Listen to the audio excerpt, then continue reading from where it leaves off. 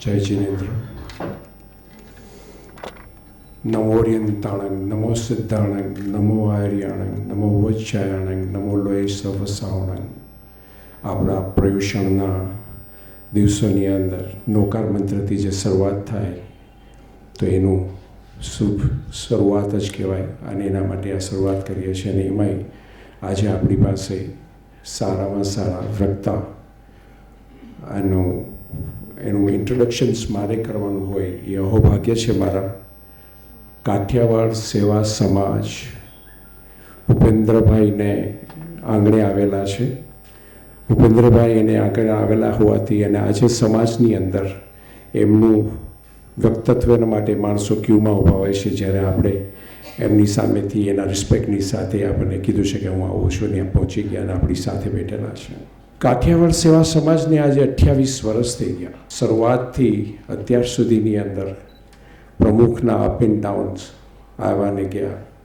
આજે આપણા પ્રમુખ શ્રી પ્રફુલભાઈ સુત્રિયા આપણી સમક્ષ આ સમાજનો પહેલો પ્રસંગ છે કોરોના પછીનો, અને એને વધારવા માટે એના બધા સાથી અને અમારા સાથીદાર જોડીદાર સહયોગથી આજે આ પ્રસંગ ઉભો રહ્યો છે। અને એમાંય ભૂપેન્દ્રભાઈ જેવા વક્તા સાથે હોય, 2 વક્તા આપણી પાસે ગયા, નેહાલબેન ગઢવી અને રેખાબેન હોરા, ડૉક્ટર રેખાબેન, અને એમના વક્તવ્ય પછી આ ત્રીજું, એટલે એકથી એક ચડે એવા બધા વક્તવ્ય સ્પીચ આપવા માટે જે આવેલા છે। તો એનું સિલેક્શન્સ જે કમિટીએ કરેલો છે એને માટે હું પ્રફુલભાઈ અને એની ટીમને રિસ્પેક્ટની સાથે થેન્ક યુ વેરી મચ કહું છું।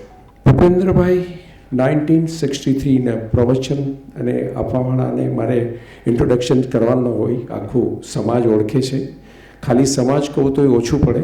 દુનિયાના કોઈ ખૂણાની અંદર ભૂપેન્દ્રભાઈને શ્રી ભૂપેન્દ્રભાઈ કહું, પહેલાં મને એમ હતું કે ભૂપેન્દ્રભાઈ એટલે નોર્મલ વક્તા હોય બધા, પણ જ્યારે એમની પર્સનાલિટી જોયા પછી મને લાગ્યું કે નહીં, ખાલી શ્રી કહેવાથી બી પૂરું નહીં થાય, અને પૂજ્ય શ્રી ભૂપેન્દ્રભાઈ કહું તો હું મારો અહોભાગ્ય માનીશ। અને એ શ્રી ભૂપેન્દ્રભાઈ છે, આઈ રિસ્પેક્ટ, કારણ કે મળ્યો નહોતો અને હું કોઈને પૂજ્ય મા અને બાપ સિવાય બીજાને કહેવા કરતાં ગુરુ તો હોય જ, તો એ વિચાર આવ્યો કે કેમ કહીશું, તો મેં ડિસ્કસ કર્યું કોઈની સાથે, પણ એમ લાગ્યું કે નહીં કાંઈ વાંધો નહીં, ભૂપેન્દ્રભાઈ પણ તમને જોયા પછી લાગ્યું કે નહીં વંદનીય છો, પૂજનીય છો, અને અમારા સમાજને તમે ઘણું રિસ્પેક્ટની સાથે આજે અમારી સાથે બેઠા છો।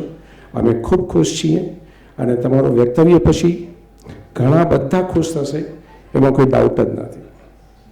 1963ની અંદર ભૂપેન્દ્રભાઈનો બર્થ, નાના ખોળામાંથી રમતા રમતા ગાદીના ખોળા સુધી પહોંચી ગયા અને વર્લ્ડના ખૂણા સુધી પહોંચી ગયા। હું થોડું તમારું કીધેલું થોડું બ્રીફમાં આપીશ, કારણ કે ગુજરાતીનો માહિમ ન હોવાથી કંઈક માઇનસ પ્લસ થઈ જાય, એના કરતાં જે કેવું એ સારું કહેવું અને સાચું કીધું એટલે વાંધો ના આવે, એટલે માફ કરજો પહેલેથી કે કાંઈ બી રહી ગયું હોય આડું અવડું તો પ્લીઝ। શ્રીમદ ભાગવત ગીતા માટેની વાત કરવી એ પુણ્યના પ્રતાપ છે। ઇટ્સ નોટ ઇઝી કે તમે કોઈ આ દેશ ભારત દેશ માટેની કે ગીતા જેની ઉપર આખું ભારત દેશ ઊભું થયું છે હિન્દુત્વના નામે, એની ઉપરને કોઈ પ્રવચન આપવું એ એના પુણ્યના પ્રતાપ છે। ને એના પુણ્યના પ્રતાપ નથી, એના મા બાપે આપેલા પુણ્યના પ્રતાપ છે એના, અને એના માટે ભૂપેન્દ્રભાઈ આજે ભાગવત ગીતા માટેની તમારીને આપણી સામે બધાને વાત કરશે। ભૂપેન્દ્રભાઈના પ્રવચનો રમૂજ અને જીવનશૈલીના અને શ્રોતાઓને ગળે ઉતરી જાય એ ટાઈપના હોય છે, અને એનાથી આપણે બધા આકર્ષાઈને એટલે જ અહીં સુધી એને વર્લ્ડના ખૂણામાં પહોંચેલા છે। ઇટ્સ નોટ ઇઝી કે somebody is accepting yourself, it is very difficult કે સમયના મગજમાં તમે ઉતરી જાઓ, મગજમાં ઉતરી ગયા પછી દિલમાં ઉતરવું ઇટ ઇઝ અ ડિફિકલ્ટ છે, અને એ દિલમાં ઉતરેલા ભૂપેન્દ્રભાઈ, પૂજ્ય Shri Bhupendrabhai, sorry I am respect to you and I salute to you, કે પૂજ્ય શ્રી ભૂપેન્દ્રભાઈ ને બધાના દિલમાં ઉતરેલા છે, દિમાગમાં તો બધે શક્યા હોય, અને વર્લ્ડના બધા ખૂણાની અંદર એ ફરેલા છે। એમના પ્રવચનથી દુનિયા આકર્ષાયેલી છે અને એપ્રિશિએટ કરેલું છે। એમની શ્રીમદ ભાગવત ગીતામાં 21 બુક્સનું વિમોચન ગુજરાતીમાં કરેલું છે, 4 બુક્સનું વિમોચન ઇંગ્લિશમાં કરેલું છે, અને એ રિસ્પેક્ટની સાથે ભૂપેન્દ્રભાઈનો એક સ્લોગન છે કે બે હાથ જોડીને પ્રે કરવી એના કરતાં એક હાથ જોડીને મદદ કરવી.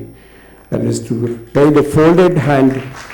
It is better, not better than the one hand to be pray for that.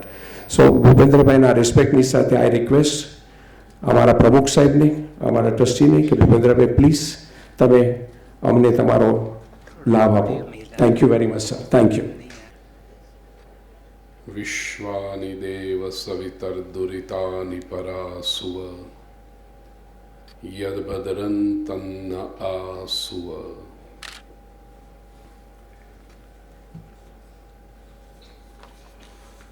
Shri Kathiawad Seva Samaj Ghatkopar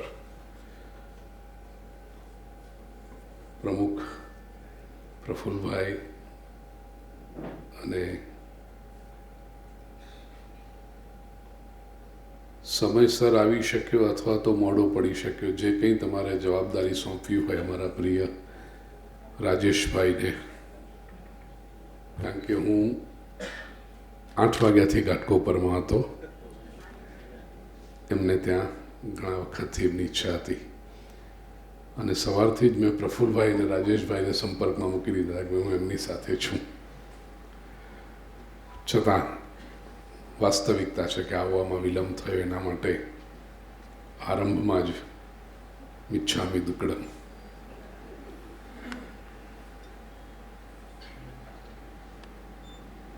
આપ સૌ સ્વજનો છો, અહીંયા આવે ત્યારે ઘણું બધું યાદ આવી ગયું. આપણે શરૂઆતમાં કહ્યું કે પહેલાં પણ વર્ષો 10-12 વર્ષ પહેલાં શ્રી કાઠિયાવાડી સેવા સમાજના મંચ ઉપરથી આપ સૌને સંબોધન કરવાનું થયેલું. ને અહીંયા આવ્યા પછી ઘણા બધા પરિચિત આત્મીય સ્વજનોનું પુનર્મિલન થયું. વિષય પર આવું, જીવન એક અવસર. નાનકડી વાર્તાથી શરૂઆત કરીશ. એક રાજા હતો અને એનો નિયમ કે રોજ સવારે 7 થી 7:30 સભામાં બેસે. રાજા પોતે પ્રજામાં અત્યંત લોકપ્રિય અને પ્રજાજનો એટલો બધો આદર રાજા પ્રત્યે. ઘણા લોકોને તેમ લાગતું કે સવારમાં રાજાજીના દર્શન પણ કરીએ ને તો આપણું જીવન દિવસ આખો સુધરી જાય. અને ત્યાં બેઠા હોઈએ, મોટા માણસોની કંઈક વાતો થતી હોય ને એમાંથી કંઈક શીખવા મળે તો આપણા માટે કેટલું સારું. એટલે પ્રજાજનોનો પણ ક્રમ કે સવારના પરમાં બધા આવે અને આપણી ભારતીય સંસ્કૃતિ છે કે રાજા પાસે જઈએ, સંત પાસે જઈએ, ગુરુજનો પાસે જઈએ, ભગવાન પાસે જઈએ તો ખાલી હાથે ન જવાય. એટલે દરેક જણ રાજા માટે સવારના પરમાં કંઈક ને કંઈક નાની મોટી પોતાની શક્તિ ભક્તિ પ્રમાણેની ભેટ લઈને આવે. રાજા લોકોના આદરનો સ્વીકાર કરે, ભેટનો સ્વીકાર કરે. બાજુમાં પ્રધાનજી બેઠા હોય એટલે લોકો જે ભેટ આપે રાજા પ્રધાનજીને સોંપી દે. પ્રધાનજી પછી એનું જે કંઈ વ્યવહાર કે કરવાનું એ કરે. આ ક્રમ રોજનો. એક દિવસ રાજા આવી રીતે બેઠા હશે સભામાં, રાજાને નજર પડી તો લાઈનમાં એક સંત ઉભા હતા. રાજા સંસ્કારી એટલે સિંહાસન પરથી ઉભા થઈ ગયા અને સંતને કહ્યું કે આપ શું કામ લાઈનમાં ઉભા છો? આપ તો આશીર્વાદ આપો. બોલો કેમ આવું થયું? સંત કે બસ રાજા અહીંયાથી નીકળતો હતો અને મને થયું તને મળતો જાઉં. એમ કહી સંતે પોતાની જોડીમાંથી એક ફળ રાજાને ભેટમાં આપ્યું. રાજાએ ફળ જોયું, આશ્ચર્ય થયું રાજાને, કારણ કે જંગલી ફળ હતું, ખાવા જેવું નહોતું માણસને. રાજાને થયું કે આવું ફળ કેમ આપતા હશે? ફળ કોઈ ગિફ્ટ તરીકે આપે તો સંતરા, મોસંબી, કેરી, સફરજન આવું કંઈક આપે તો ઉપયોગ થઈ શકે. આ તો જંગલી ફળ છે. રાજાને થયું સંત મહાપુરુષ છે, જંગલમાંથી પસાર થતા હશે, આ મળ્યું તો આ લઈ આવ્યા. ઠીક એમ કહીને રાજાએ સ્વીકાર કર્યો અને બાજુમાં પ્રધાનજી હતા એમને આપી દીધું. પ્રધાનજીએ ફળનું જે કરવાનું તે કર્યું. બીજે દિવસે રાજા બેઠા હતા, એમની પાછી દ્રષ્ટિ પડી કે લાઈનમાં આ મહાપુરુષ ઉભા છે. રાજા ફરીથી જઈને કહે છે બાપજી આપ લાઈનમાં ન ઉભા રહો. શું હતું? બસ તને રાજા જોવા મળવા આવે એમ કઈ જોડીમાંથી વળી પાછું એવું જંગલી ફળ. રાજાને પાછી નવાઈ લાગી કે કેમ આમ કરે છે. ઠીક, પ્રધાનજીને સોંપ્યું. ત્રીજો દિવસ, ચોથો દિવસ, 10 વર્ષ સુધી પ્રફુલભાઈ આ ક્રમ ચાલ્યો. હવે તો રાજાને જાણે મિકેનિકલ થઈ ગયું કે રોજ સવારે આ મહાપુરુષ આવે છે, જંગલી ફળ આપે છે, રાજા પ્રધાનજીને સોંપી દે, પ્રધાનજીનું જે કરવાનું એ કરે. 10 વર્ષ પછી એક દિવસ એવું થયું કે રાજાએ સવારે બેઠા હતા, બાજુમાં પોતાનો પાળેલો વાંદરો હતો રાજાનો એક, એને લઈને રાજા બેઠા હતા સવારે. પેલા મહાપુરુષ આવ્યા, ફળ આપ્યું. રાજાએ આજે એ ફળ, જંગલી ફળ, પ્રધાનજીને ન સોંપ્યું પણ પેલા વાંદરાના હાથમાં આપ્યું. વાંદરો છે, જંગલી ફળ ખાઈ શકે, એટલે વાંદરાએ તો સીધું ફળ મોઢામાં મૂક્યું, પણ એ ચાવી ન શક્યો. બડુક બડુક એવો કંઈક અવાજ આવ્યો. વાંદરાએ ફળ મોઢામાંથી બહાર કાઢ્યું, જોયું તો અંદર ઠળિયાની જગ્યાએ આટલું મોટું રત્ન હતું. ચમક ચમક ચમક થાય. રાજાની આંખો આશ્ચર્યથી પહોળી થઈ ગઈ. પ્રધાનજી સામે જોયું અને પ્રધાનજીને રાજાની આંખમાં સ્પષ્ટ પ્રશ્ન દેખાયો, આ ગુરુદેવ 10 વર્ષથી આવા ફળ આપે છે, ક્યાં? રાજાના પ્રધાન થવું અઘરી વાત છે, કારણ કે રાજા ગમે ત્યારે ગમે તે વસ્તુ વિશે પ્રશ્ન પૂછી લે. અમારી બહેનો કે પત્ની થવું પણ એટલું જ અઘરું કામ છે, કારણ કે પતિ પણ ગમે ત્યારે ગમે તે વિશે પૂછી લે. મેં તને પેલા દિવસે પેલું આપ્યું તે ક્યાં છે? બોલો, પેલા દિવસે પેલું ક્યાં છે? પણ પત્નીએ જવાબ આપે, પેલા ખાનામાં પડ્યું છે, લઈ લો. અને પેલો લઈ લે. પ્રધાનજી બહુ બુદ્ધિશાળી હતા અને કહ્યું, ચાલો રાજા, બતાવું તમને. સંત, રાજાજી અને પ્રધાનજી મહેલની સૌથી નીચે ભોંયરા જેવું હતું, ત્યાં આગળ આવીને ઊભા રહ્યા. શરૂઆતના 4-5 દિવસ તો પ્રધાને શું કર્યું કે ભોંયરાનો દરવાજો ખોલી અંદર ફળ નાખી દે, કારણ કે ભોંયરું વપરાતું નહોતું. પછી રોજનો ક્રમ થઈ ગયો એટલે પ્રધાનજીને થયું, આખો દરવાજો પણ શા માટે ખોલવો? દરવાજો તો બંધ જ રાખ્યો. દરવાજામાં એક કાણું પડાવી લીધેલું એણે, એ કાણામાંથી ફળ રોજ નખાતું જાય. 10 વર્ષથી દરવાજો બંધ હતો, ખોલાવડાવ્યો. દરવાજો જેવો ખુલ્યો, પહેલાં તો સડી રહેલા ફળની દુર્ગંધ આવી, પણ જેવો સૂર્યપ્રકાશ ઉતર્યો અંદર, જોયું તો રત્નોનો ઢગલો પડ્યો, તો ચમક ચમક ચમક ચમક ગ્લિટરિંગ થાય. આંખો અંજાઈ ગઈ રાજાની. બાજુમાં પેલા મહાપુરુષ ઊભા હતા, એના પગમાં પડીને રાજાએ પૂછ્યું, ગુરુદેવ, આમાં મારે શું સમજવાનું? પેલા મહાપુરુષે કહ્યું, રાજન, આ મનુષ્યનું જીવન છે. પ્રિય સ્વજનો, આ દ્રષ્ટાંતમાં રાજા એ આપણે છીએ, સૌ, તમે, હું, આપણે સૌ જીવાત્માઓ. સંત જે હતા એ ભગવાન છે. ભગવાન રોજ સવારે આપણને એક નવો દિવસ આપે છે. આપણામાંના કેટલા લોકો એ દિવસનું મહત્વ સમજી શકે છે? આપણને એમ થાય કે ગઈકાલે દિવસ ઉગ્યો તો, ગઈકાલે સૂરજ ઉગ્યો તો, આજે ઉગ્યો છે ને આ ગઈકાલે દિવસ પૂરો થયો, આજનો પૂરો થશે. How many of us really understand or appreciate the value of a day?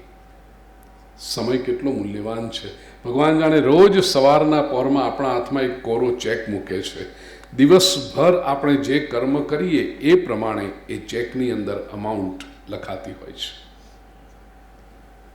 ભાગ્યશાળી હતો રાજા કે કેવળ 10 વર્ષમાં એને આ સમજાઈ ગયું કે આની અંદર તો રત્ન છે. આપણામાંના કેટલા લોકોની આખી આખી જિંદગી જતી રહે છે, છતાંય આ જીવનરૂપી ફળનું મૂલ્ય આપણે સમજી શકતા નથી. જીવન એક અવસર છે પ્રિય સ્વજનો, જીવન એક ઓપોર્ચ્યુનિટી છે. લોકોએ એટલા અલગ અલગ અલગ અલગ અર્થઘટન કર્યા જીવનના. વેસ્ટર્ન થોટ મોટા ભાગે એવો રહ્યો કે જીવન એ પાપનું પરિણામ છે, અને તેથી પાશ્ચાત્ય વિચારધારા એમ સમજે છે કે કોને ખબર આપણે કેટલા પાપ કર્યા હશે, પાપની સજા ભોગવવા માટે આપણે આ જીવનમાં, મનુષ્ય જીવનમાં, આ સંસારમાં આવ્યા છીએ, અને પાપ ક્યારે પૂરા થશે, આ જીવનરૂપી જેલમાંથી છૂટીશું અને ઉદ્ધાર થશે.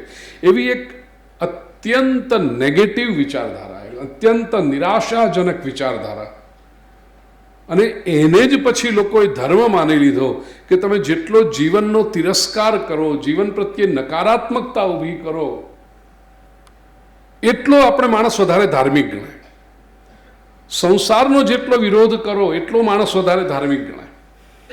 કે આ સંસાર અસાર છે, આ સંસાર તો નકામો છે, બધો માયાનો ખેલ છે, જીવનમાં શું છે કંઈ નથી, આવી જે વાતો કરે ને બધા કે બહુ ધાર્મિક થઈ ગયા હો. બોલો, જે સંસારમાં રહેવાનું છે, જે જીવન જીવવાનું છે, એના પ્રત્યે જ નકારાત્મકતા, માણસના ચહેરા પર સ્મિત ક્યાંથી આવે? આખું જીવન જાણી બૂજીને જાણે અંધારમય બનાવી દીધું. પ્રિય સ્વજનો, સનાતન વૈદિક સંસ્કૃતિ, આપણે જે ભૂમિ પર છીએ એ ભારતીય સંસ્કૃતિના મહાપુરુષોએ જીવનને સજા નથી ગણી, જીવનને એક અવસર કહ્યો છે. It is an opportunity. સૌથી પહેલું તો આપણે કંઈક સત્કર્મો કર્યા છે, કંઈક પુણ્ય કર્મો કર્યા છે, જેને લીધે આપણને માનવ જન્મ પ્રાપ્ત થયો છે. વિજ્ઞાનની ભૂમિકા પરથી પણ વિચાર કરીએ તો ડાર્વિનની થિયરી પ્રમાણે મનુષ્ય એ ઇવોલ્યુશનની થિયરીના ટોચ પર છે.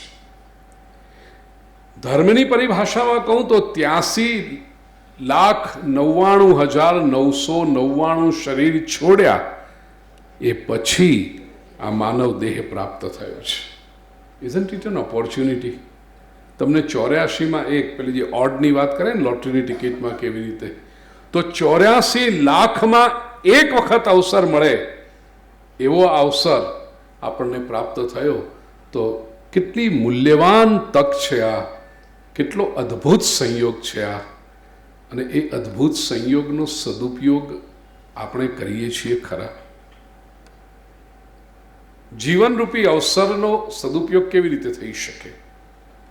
પ્રિય સ્વજનો, એ માટે સૌથી મહત્વની વાત છે, જીવનનો કોઈક હેતુ હોવો જોઈએ. ઇંગ્લિશ સાહિત્ય મને વાંચવું ગમે. આનું કેટલાક બહુ જ નાના કોટ્સ હોય છે ને બહુ જ ઓછા શબ્દો સાથે, અને ઘણી વખત તો એકના એક શબ્દો રિપીટ થતા હોય, પણ જે રીતે શબ્દોને રીઅરેન્જ કર્યા હોય એમાંથી એટલો સુંદર અર્થ પ્રગટ થતો હોય. એવું એક મને ગમતું પ્રિય વાક્ય છે, the purpose of life is the life of a purpose. જીવનનો હેતુ છે, જીવનનું ધ્યેય છે ધ્યેયપૂર્ણ જીવન. મોટા ભાગના લોકો જીવનમાં નિષ્ફળ જાય છે, એવરેજ આઉટ થઈ જાય છે, દુઃખી રહે છે, નિરાશ રહે છે. એનું એકમાત્ર કારણ એમના જીવનમાં કોઈ ધ્યેય જ નથી. અને યાદ રાખજો, આપણે આ જીવનરૂપી અવસરનો લક્ષ્ય નક્કી નહીં કર્યું હોય તો આપણે બીજાના લક્ષ્યોને સિદ્ધ કરવામાં આપણો સમય અને આપણું જીવન વેડફી દઈશું. If we do not have the aim, we will be working towards realizing someone else's aim. બનેલી ઘટના કહું રાજેશભાઈ, 15-20-25 વર્ષ 20 વર્ષ થયા હશે. મુંબઈની પ્રોપર મુંબઈની એક સ્કૂલમાં મને આમંત્રણ હતું 8મા 9મા 10મા ધોરણના વિદ્યાર્થીઓને સંબોધન કરવાનું. શુક્રવારે સવારે જે પેલી એસેમ્બલી હોય એમાં, અને મને ગમે યુવા પેઢી સાથે સંવાદ કરવા, એટલે તો તમારી પાસે આવ્યો છું.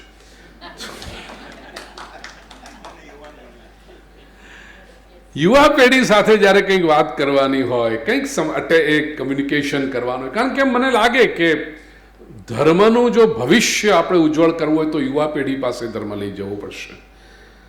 એની સાથે આપણે સંવાદ અને એક સૂત્રતા કેળવવી પડશે. બાકી વડીલો તો હવે પોતે ધારે ને તો એ બગડી શકે એમ નથી. એટલે જે કંઈ કરવાનું છે એ યુવા પેઢીમાં જ કરવાનું છે. કંઈ પણ આવો મને આમંત્રણ સ્કૂલ કોલેજીસ માટે આવે એટલે હું તરત સમય નક્કી કરી લઉં, કાઢી લઉં સમય, ગમે મને. જતો હતો ત્યારે હું વિચાર કરતો હતો કે ભાઈ શું કહીશ આજે, તેને સંબોધન કેવી રીતે કરીશ, how will I begin my talk. એટલે એવું કંઈક મનમાં ગોઠવાયું કે ખીલતા ગુલાબની કળી જેવા વાલા વિદ્યાર્થી મિત્રો, આવું કંઈક ગોઠવાતું હતું મનમાં. પહોંચ્યો, આખો હોલ ભરેલો, લગભગ 1500-1600 જેટલા વિદ્યાર્થીઓ. મોટી સ્કૂલ હતી અને 8મા ધોરણના 10 ડિવિઝન, 9મા ધોરણના 10 ડિવિઝન, 10મા ધોરણના 10 ડિવિઝન, બધા તૈયાર બેઠેલા. આવી રીતે આસન રાખેલું મારું, આજુબાજુ બધા પ્રિન્સિપલ, વાઇસ પ્રિન્સિપલ, સ્કૂલના ટ્રસ્ટી ને બધું. અને એ આરંભના ભાષણો એટલા બધા થયા કે છોકરાઓ બિચારા શું હાલત થઈ હશે તમે વિચાર કર. અને મને ગમ્યું કે બિલકુલ સંક્ષેપમાં પૂર્વ ભૂમિકાઓ રચાઈ. બાકી ઘણી વખતે પછી બોલાય ને જ્યારે કે હવે આપણે પૂજ્ય શ્રી ભૂપેન્દ્રભાઈ પંડ્યાને વિનંતી કરીએ કે એ 2 વાક્યો આપણને મને થાય 2 વાક્યો જેટલો જ સમય તમે રાખ્યો, હવે બોલવાનું બધું તમે પૂરું કર્યું. પણ એવું અહીંયા ન થયું. ત્યાં એટલું બધું ચાલ્યું. ટ્રસ્ટી કંઈક બોલે, પેલા કંઈક બોલે, આ કંઈક બોલે, પ્રિન્સિપલે પરિચય આપ્યો ને એવું બધું. છેવટે માઇક મારી પાસે આવ્યું, પ્રાર્થના કરી અને પ્રિન્સિપલ, વાઇસ પ્રિન્સિપલ બંને મારી આજુબાજુ આમ ગોઠવાઈ ગયા હતા. 2 જણા પ્રાર્થના કરી મેં આંખો ખોલીને બોલવાની જ્યાં શરૂઆત કરું અને મેં સામે જોયું તો જે પેલા 1500-1600 જે સ્ટુડન્ટ્સ હતા ને બધા એકદમ અદબ પલાટી વાળીને એકદમ કડક થઈને આમ બેસી ગયા હતા. મને પાછળથી ખબર પડી, હું બોલવા તો ગયો કે આમ વાલા ગુલાબને, ખીલેલા ગુલાબ જેવા વાલા, મને તો આ તો બધા પ્લાસ્ટિકના ગુલાબ છે સામે. બિચારા એટલા પાછળથી મને ખબર પડી કે મારી આજુબાજુ 2 અલ્સેશિયન બેઠા હતા ને એનો પ્રભાવ હતો. અને એ બંને જણા એવું આમ ઘુરકીને જોયા કરે બધા, જરાક કિલો આમ કાઢો કરી, કારણ કે એમને માટે સ્કૂલની ઇમ્પ્રેશનનો સવાલ હતો કે આવા સંત પધાર્યા છે, સ્કૂલની શું ઇમ્પ્રેશન.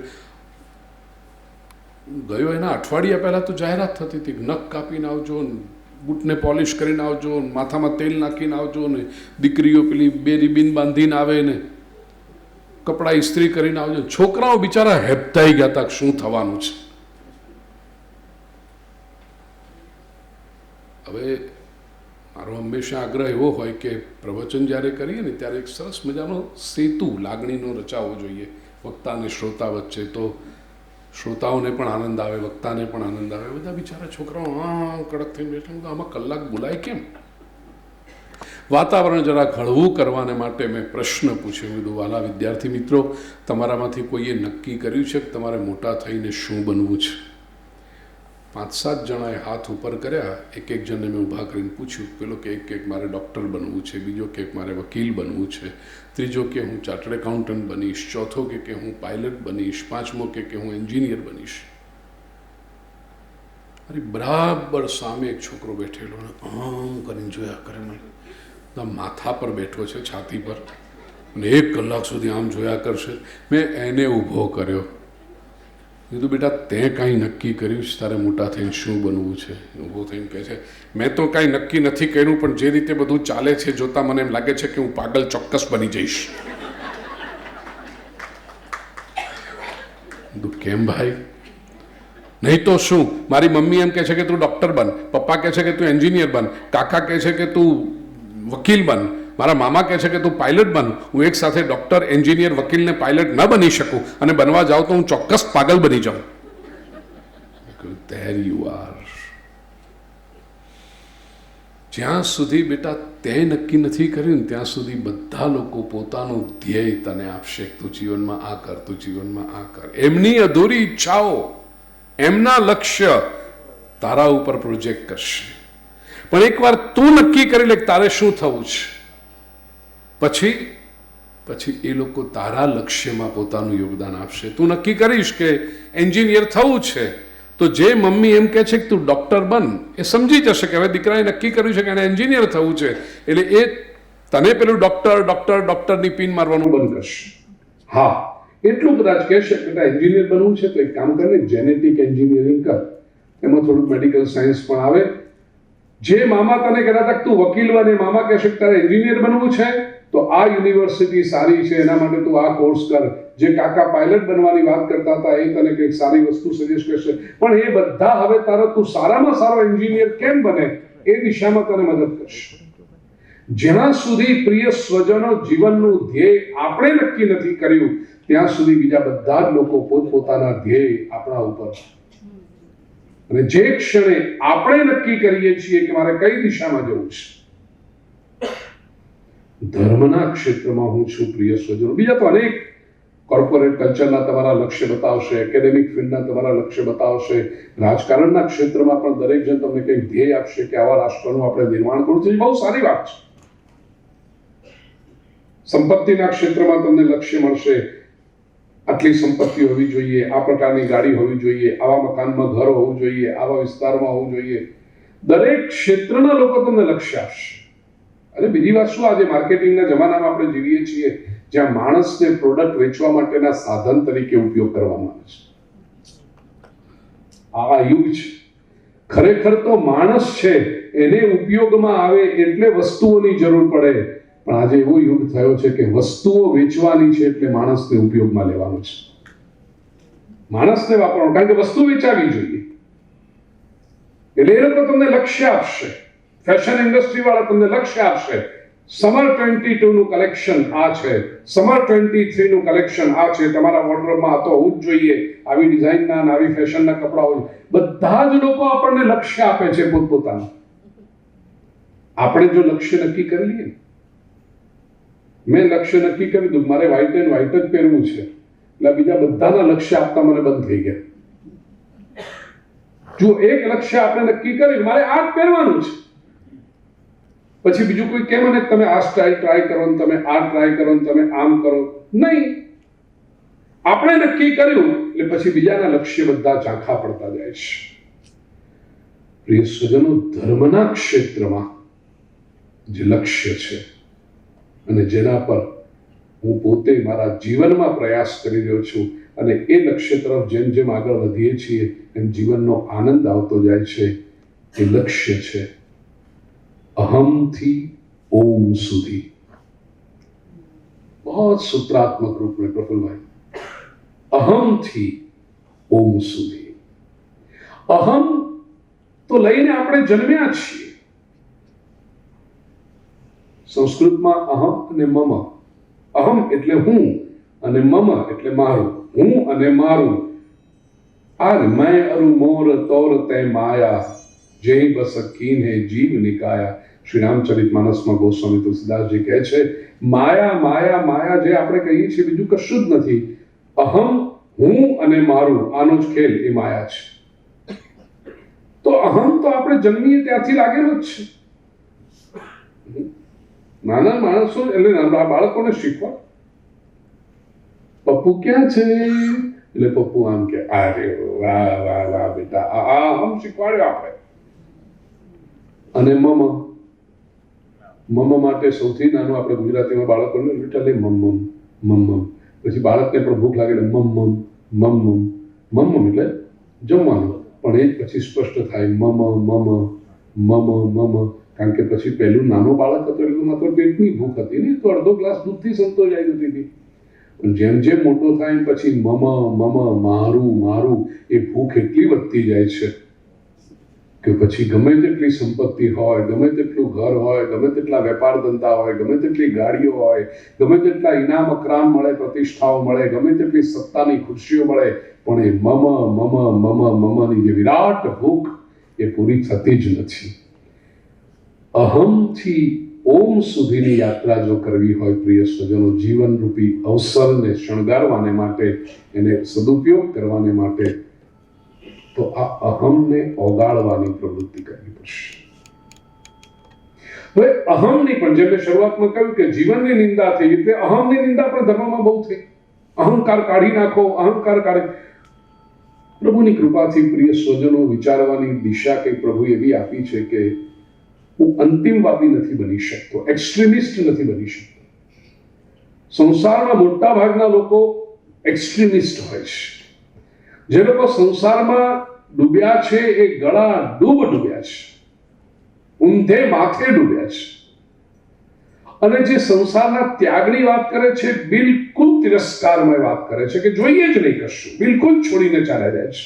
આ બંને અંતિમો છે. અંતિમ પર જીવવું જેને ફાવતું હશે ને મુબારક, બિલકુલ ત્યાગ કરીને જતા હશે ને સાચો વૈરાગ્ય એમના જીવનમાં પરિપક્વ થયો હશે એવા મહાપુરુષોને આપણે સાષ્ટાંગ દંડવત પ્રણામ કરીએ. પણ બધાને માટે એ સંભવ નથી હોતું. સંસાર છોડીને ચાલ્યા જવું દરેકને માટે સંભવ નથી. તો શું આપણે અહમને ઓગાળી ન શકીએ? ચોક્કસ ઓગાળી શકીએ. ઘણી વખત એવું થાય છે કે આ છોડીને જવા વાળાનો અહંકાર પકડવા વાળા કરતા બહુ મોટો હોય છે. એ છોડવાનો જે અહંકાર છે ને, જેને વેસ્ટર્ન ફિલોસોફર્સ કે જે પાયસ ઈગો, ખિસ્સામાં લાખ રૂપિયા હોય એનો એક અહંકાર છે, મારી પાસે લાખ રૂપિયા છે. સમજો કે કોઈક સારું કામ થતું હતું અને એમાં તમે લાખ રૂપિયાનું દાન આપ્યું, મંદિર બનતું હતું, સત્પ્રવૃત્તિ હતી, તમને ગમી, અને એ મંદિર બનતા મંદિરમાં તમે લાખ રૂપિયા આપ્યા, એટલે લાખ રૂપિયાનો ત્યાગ કર્યો. ખિસ્સામાંથી લાખ ગયા, એ ત્યાગ થયો, પણ પછી મેં લાખ રૂપિયા આપ્યા, એ ત્યાગનો જે અહંકાર છે ને, એ પેલા લાખ હતા એના કરતા વધારે ભારે છે. ખિસ્સામાં લાખ પડ્યા હોત તો આજે ને કાલે વપરાઈ જાત, ઓછા થઈ જાત, પણ આ લાખ અપાઈ ગયા પછી તો જે ચોંટે છે ને, એ તો જડબે સલાખ ચોંટે છે. કારણ કે હવે તો એ ક્યાંય જવાનું નથી, અપાઈ ગયા છે, તકતી લાગી ગઈ છે. હવે જીવનભર બધાને કહેશે આ મંદિરમાં દર્શન કરવા જાવ ને તો ત્યાં મંદિરની ઉપર આપણી તકતી છે, વાંચજો. આપણે લાખ આપ્યા છે, એ મંદિરમાં આપણા લાખ છે, એ મંદિરમાં આપણા ભલા માણસ, મંદિરમાં ભગવાનના દર્શન કરવા જાઓ કે તારી તકતી વાંચવા જાઓ? ખિસ્સામાં હતા એના કરતા વધારે પેલા અપાયેલા લાખ નડે છે ને. હવે જુઓ, આ છોડ્યાનો જે અહંકાર છે, અને વેસ્ટર્ન ફિલોસોફર્સ કે જે પાયસ ઈગો, પવિત્ર અહંકાર છે, એ અહંકારને પણ ઓગાળવાનો છે, એટલે એ એનાથી પણ મુક્ત થવાનું છે.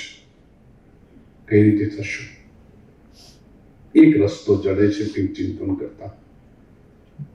અહંકાર બદલી નાખો, એને ટ્રાન્સફોર્મ કરો, એનું રૂપાંતર કરો, તો અહમથી ઓમ સુધીની યાત્રા સહેલી બને છે, એવું અંગત અનુભવ પરથી મને લાગ્યું છે. આ પૂછશો બદલી નાખો એટલે કઈ રીતે? એક વાત ચોક્કસ, અત્યાર સુધીના સંતો, ભગવંતો, મહાપુરુષો, સૂર્યોએ જે વાત કરી, જ્ઞાની મહાપુરુષોએ વાત કરી કે અહંકાર નડે છે, ચોખ્ખી વાત છે, અહંકાર નડે છે. કાંટા જેવો છે અહંકાર. કયો અહંકાર નડે છે? હું કંઈક છું એ અહંકાર નડે છે. I am somebody. આ સમબડીનેસ માટેની જે રેસ લાગી છે ને, because everybody wants to be somebody, nobody wants to be nobody. દરેકને સમબડી થવું છે. ગણપતિ આવશે 4-5 દિવસમાં, થોડા દિવસમાં. જોજો, પહેલા એવું કહેવાતું કે મહારાષ્ટ્રાचा રાજા ગણપતિ, પછી મુંબઈમાં સૌથી પ્રતિષ્ઠિત છે ને, જો બધા કહે લાલબાગचा રાજા. હું નાનો હતો, સી વોર્ડમાં રહેતો, ભુલેશ્વરમાં, અને ત્યાંથી ગણપતિ નીકળે, બધા ગણપતિ અમે અનંત ચતુર્દશીના જોઈએ ને, પછી છેલ્લે રાતના 11-11:30 વાગે લાલબાગचा રાજા નીકળે, પછી બધા ઘરે જતા રહે. હવે લાલબાગના દર્શન થઈ ગયા, લાલબાગचा રાજા.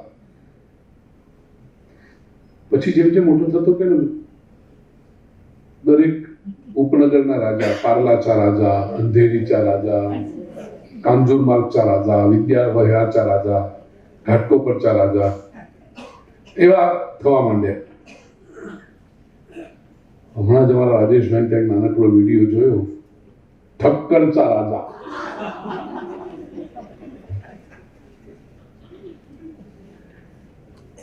પર્પઝ બહુ સારો છે. એમને ગણેશ ચતુર્થીનું દર્શન કરવાનું આમંત્રણ આપ્યું, અને મેં બધાને કહ્યું કે ભાઈ આ વખતે ગણેશ ચતુર્થીમાં દર્શન કરવા જે આવો, કોઈ ફૂલહાર કે ફળ કે આ બધું લઈ નહીં આવતા. એને બદલે એમણે મારી પાસે વિમોચન કરાવી ભેટ, દાન પાત્ર, કે એમાં જે પધરાવશે ગૌ સેવા માટે. કારણ કે આપણે જાણીએ છીએ કચ્છમાં અને ગુજરાતમાં ખાસ કરીને ગાયોને આમાં બીમારી ચાલી રહી છે, તો એ ગાયોની સેવા માટે એ જાય. કારણ કે ફૂલ તો તમે આજે ચડાવો ને બીજે દિવસે કચરા ટોપલીમાં જવાના, પણ એને બદલે એ જે ભેટ જે સેવા થશે એનાથી ગૌ સેવા થશે. એટલે બહુ પર્પઝ બહુ સારો છે. તો પછી આમંત્રણ પૂરું થયું ત્યાં ઠક્કર ચા રાજા. વાહ રાજેશભાઈ, બોલો. એક બિલ્ડિંગના 5મા માળે 2 ફ્લેટમાં રહેતા અમારા રાજેશભાઈ ઠક્કર ચા રાજા. આ દુનિયામાં બધાને રાજા થવું છે ભાઈ, બોલો. કોઈક જ વ્યક્તિ એવું છે જે ગૌરવપૂર્વક પોતાને કહે કે હું તો પ્રધાન સેવક છું. બાકી બધાને રાજા થવું છે. આ જે અહંકાર છે પ્રિય સ્વજનો, એ મને ને તમને નડે છે. I am somebody. Everybody wants to be somebody, nobody wants to be nobody.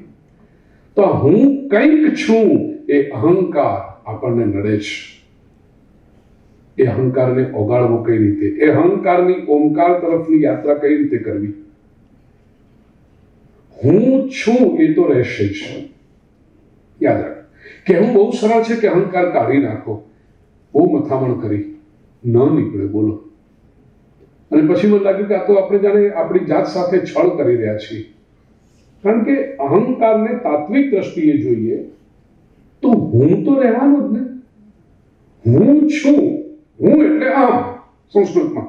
The moment you say હું એટલે અહંકાર આવી ગયો. આને કેવી રીતે કરાય? કારણ કે આપણું અસ્તિત્વ જ નહીં રહે.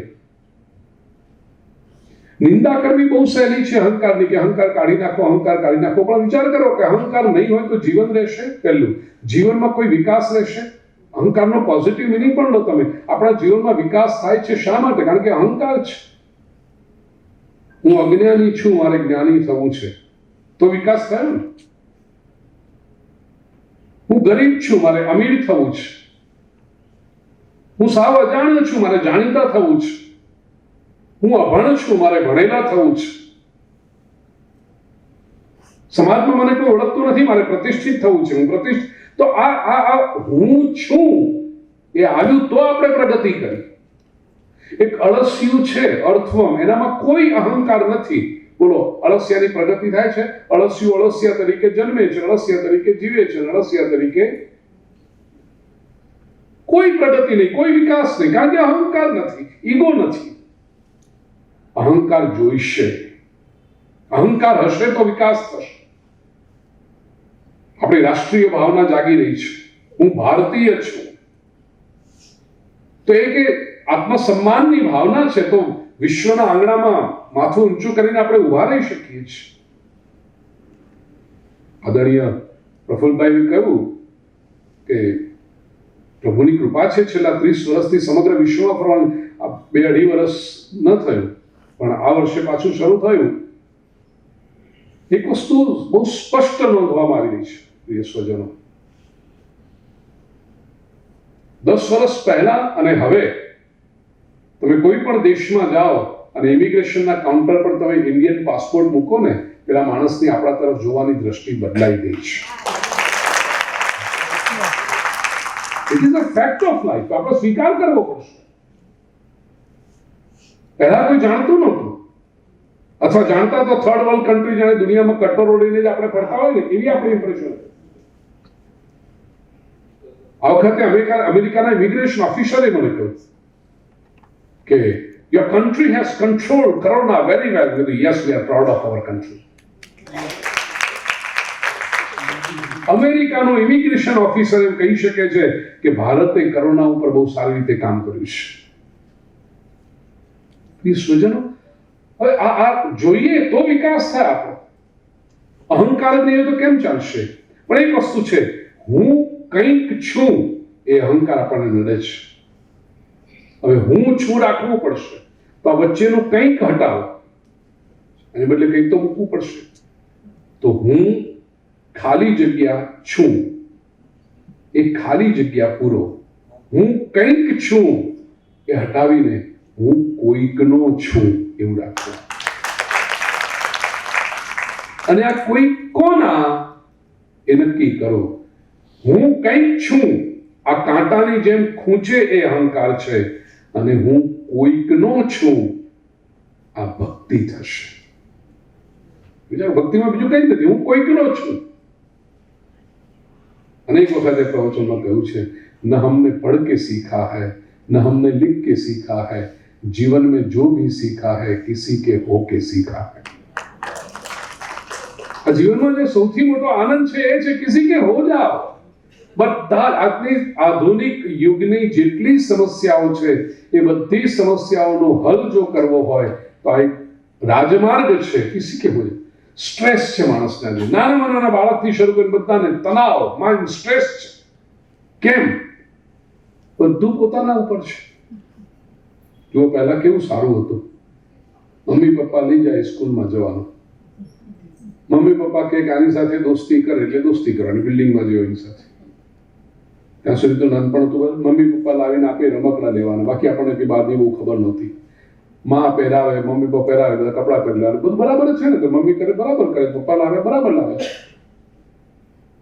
હવે નાનું બાળક છે ને 4-5 વર્ષનું, એને પણ ચોઇસીસ છે. મા બાપને જેટલી ખબર નથી એટલી પેલા ટેનિયાને ખબર છે. એ મા બાપને કે મને આ બ્રાન્ડના શૂઝ લઈ આપો, બાપાએ બિચારા જિંદગી પણ ના સાંભળ્યું એ શૂઝનું નામ. પેલો કે મને આ શૂઝ લાવી આપો, મને આ લાવી આપો. એટલે એ પણ જ્યાં સુધી શૂઝ ના આવે ત્યાં સુધી પેલો સ્ટ્રેસમાં છે કે કેવા પપ્પા છે, આ બ્રાન્ડના શૂઝ નથી લાવી આપતા.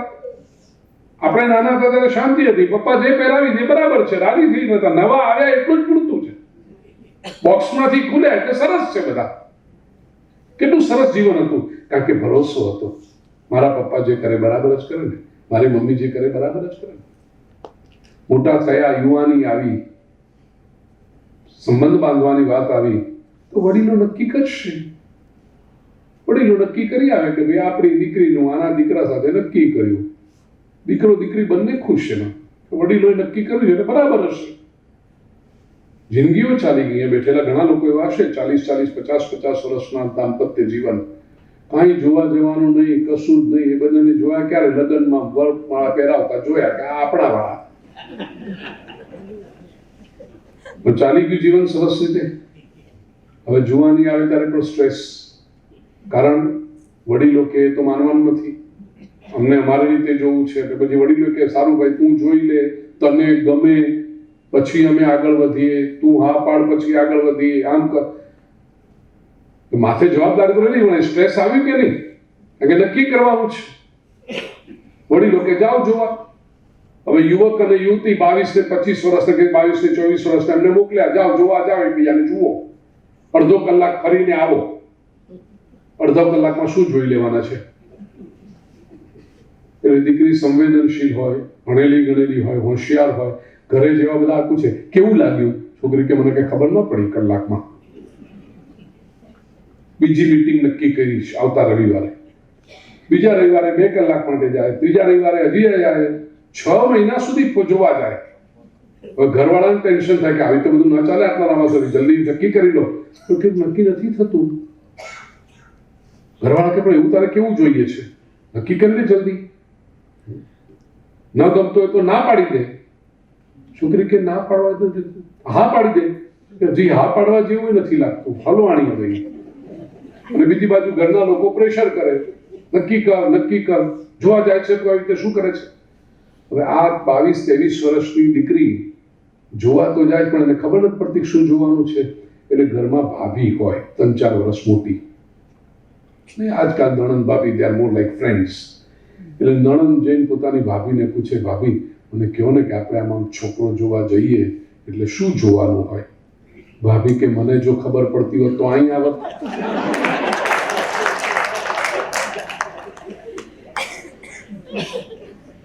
એ આવ્યા પછી હલવાણી છે.